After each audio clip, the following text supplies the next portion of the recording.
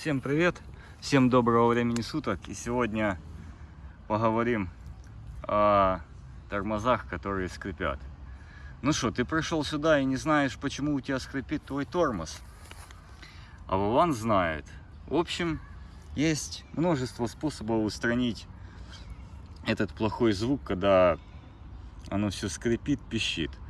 В общем, номер один способ, чтобы не трещали, не пищали тормоза, просто покупаем новый велосипед.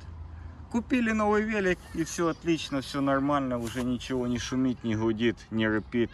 Ну ладно, есть второй способ. Берем вот такую штуку и делаем вот так. Раз, два, три, и так, раз 20. Думаю, тоже поможет, ничего пищать не будет.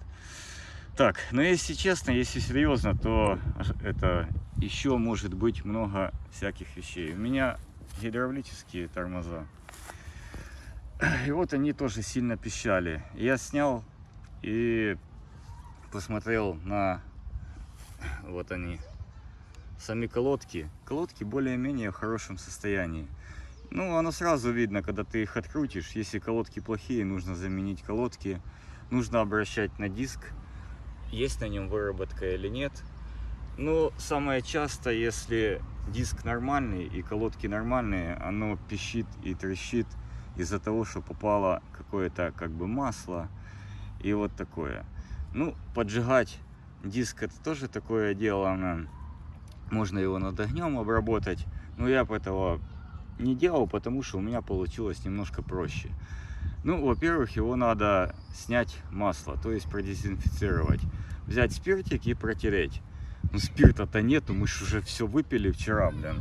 Ну как же, ну, у кого нету спирта, просто хотя бы протереть диск. Диск надо снимать, откручивать, выкручивать и протираем хотя бы влажной салфеткой, потом сухой, а потом берем, ну и минутки по 2 наждачкой полностью обрабатываем диск с этой стороны и полностью обрабатываем диск с той стороны. Прокручиваем назад диск. И дело пошло.